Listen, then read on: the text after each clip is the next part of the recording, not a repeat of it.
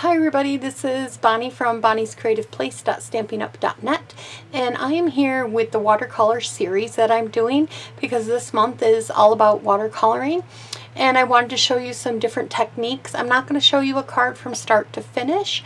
I'll show you a finished card in the end or here in the minute, but I'm just going to show you the technique. So that's what I'm planning on doing because watercoloring does take a little time. Now this, I showed you in the last video how I made these beautiful flowers, and now I'm going to show you how I made this watercolor background. So for that, you want to take any embossing folder that you have. I use the splats and stripes that you can get together. They're these small ones. I used thick Whisper White cardstock. You can use water paper too. And you emboss this through your embossing machine. Then all I did was I ended up taking and making a palette with my stamps, and to do that you squeeze together like this and you open it up and you'll get some ink down there. I don't need a whole lot, and most of these probably already have it because I was doing the other card just before this, so I don't really have to keep squeezing them. And I'm just pushing them in a little bit for balance. Okay, so I have my three colors here. You also are going to need some aqua painters, and they sell these in a pack of 3. There's 3 different sizes. There's a small tip, and then there is a larger tip, and then there's like a paintbrush tip. So you get 3 different sizes. Now to fill these pens, you just want to unscrew this, and you can fill it right there with your tap water, and then screw this right back on. And then to get the water flowing, right here it says push on the thing. You could feel it even, it's risen. So right in this area in the middle, you're just going to push until you see water coming out of your aqua painter, and then that means it is ready to go. You may also want a little bowl of water on the side to help you with this process, because I do like to dip it in there, and I still squeeze it out for cleaning the brush, but most of the time I'm dipping it in there and then dipping it off because that's just easier for me.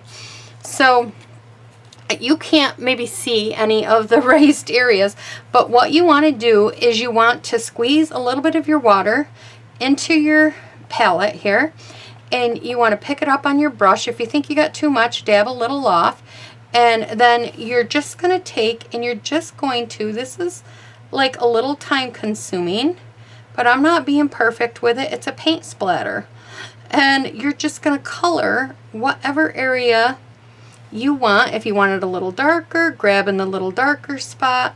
If you want it lighter, grab in the wet spot and where the water is white or wetter. And you just keep doing this. Then I just switched up the color, so I'm going to squeeze this until it comes out clean. So there's no more blue. See, there's no more blue there. It will stain the tip of your pen, but that's okay. I'm going to come over here. I'm going to put a little bit of water in this one. And then I'm just going to continue on. I'm going to grab some. I must have got it way too light. There we go. And I am just going to find another spot to fill in all these splatters. Grab a little bit darker so it kind of shows up a little bit more, and you would just keep doing this to all the ones that are sticking up. So now we'll add a little bit of the purple, and I'm going to add a little water, and then I'm just going to dab it in here a little bit. Might have a little too dark, and then I am just going to blend these colors because it's like a great big paint splatter. I'm not going to do this whole piece with you because it does take time. This is not a quick process because you would have to color the whole thing, but just grab, you know, a good audio book or something to that effect, and sit back, or a good movie that you like to just listen to while you're doing it. Then you would do all these little spots that are around, and you would just keep continuing to fill it all up, and when you're done, it looks like this, like the big water splat in the back. and I used it for background for my flowers that we did in the last video. So this is my last technique, or it may be my first technique depending on how I upload them, but I am glad that you were along on this little watercolor technique class. So thanks for stopping by, everybody. Like, comment, subscribe, share, all the good stuff. Bye-bye. Hi everybody, this is Bonnie from Bonnie's Creative Place, and we are going to be making a watercolored arrangement of flowers, and this is my little mini series on watercoloring, since this month is all about watercoloring. And I'm going to show you how I made these wonderful little flowers in this whole card. It is absolutely gorgeous and I love it. I don't even know if the camera is picking up on it, but it is beautiful. All the other, I'm not going to show you how to put the card together. All that information is in the description box below. You go to my blog and you will find out all the details over there on the other supplies and products that I use to put that card together. So I'm not going to show you every single flower or anything, but I'm going to tell you the colors that I did use for these flowers. I used Costa Cabana, Granny Apple Green, Polished Pink, and Orchard Oasis. And you are going to need an aqua painter. These come in a pack of 3, and they have like a brushed, or a, I don't know, a thicker paintbrush kind of one. And then they have a large and a small tip on them. This is the larger tip, and then this is the smaller tip. They do stain, but I promise you they are clean. We're going to use the larger one. To fill them, you just remove this and you add the water right here in the top, and then screw it right back on. And then to get it flowing, you just take right here where it says push, you squeeze the water out onto a paper towel, and you will see the water flowing out, and that it knows that you have gotten your water out. Now they do stain, but long as you keep squeezing out the water and going back and forth, it'll clean your brush. So that's pretty simple. Now I'm just gonna stamp a couple of these. Let's do the pink and the we'll do the purple and a pink one just to show you. So I'm gonna, all you do is you take this like your regular stamping, stamp it in your ink. This is the easiest, hardly any mess, and one of my favorites out of all of these. And I am just using some watercolored paper, the 100 grade that Stampin' Up! Sells. I'm stamping this on just like so, and then I'm taking my pen. I have a little pail of water here too, and I'm just going to dip it in it, and then I am just going to paint this. Basically, I'm just going over it. And it changes it to this beautiful, beautiful purple. I don't understand how it does it, but it does. And I absolutely love it. Oh, I got a little bit too much water on this one. And it takes it a minute to find the color. Like, it's starting to make the flower look watery. But when you first do it, you think, oh, it's not doing anything. But it really is. I promise you, it does its thing. Okay. Well, let me show you one on the pink one here. I'm just going to take a different one. I'm going to dab it up, stamp it down, and I'm just going to immediately go in and start coloring it. You kind of do have to be a little bit quick with it, because if you're not quick, then it doesn't want to change the color. And it's like, I didn't notice it right away. I kept saying, oh, this ain't working, this ain't working. But I promise you, it is working.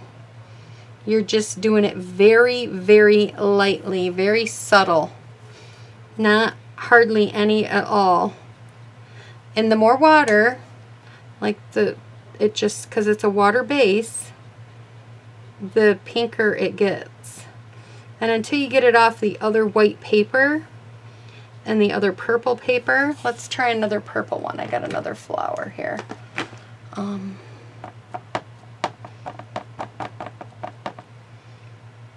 I get enough? wet. Oh, yeah. This one's really pulling the colors. And it doesn't look it, but it really is pulling the colors out from it. But this is my favorite one. And you just keep doing this to all of them. And you want to kind of work quickly. I'm just coloring around in a circle, nothing fancy. And it just gives it this brush, I'm going to kind of pull it up, like brushed look. See the pinks and the purples? And then when you're done and you cut them all out, they just look amazing. I don't even know how to explain it when they dry. They're just amazing. I mean, we could do a Costa Cabana one too. Why not? Let's do another one here. Let's clean one of these off and we'll do a Costa Cabana one. I know I've got these all over this paper, and I probably could have put like a ton of them on here. Oh yeah. Let's get this little tiny one. And we'll just, I don't even know how, it's just so pretty. And I like to dip it in the, and it gives it like a watery base.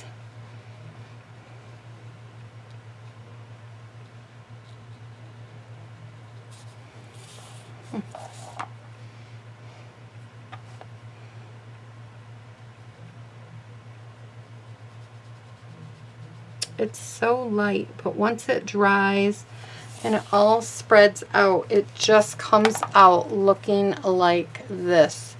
It's absolutely gorgeous. I don't even know how to explain it. And on top of the watercolor paper, and it's beautiful. So that is how I did this technique. As you can see, some of them are still drying. They get more ink. And I mean, if you wanted to, it's nothing saying you can't grab a little ink from here. If you don't think that's vibrant enough for you, grab a little ink. Maybe dab a little off because I don't want to ruin it too much. And you could add a little bit more here and there. But I did not do that. I just stamped it on the color paper and killed it in, and it just went pow. So it's really cool. And so that is another technique for you. Please like, comment, subscribe, and leave me a comment in the description box below. Bye-bye, everybody.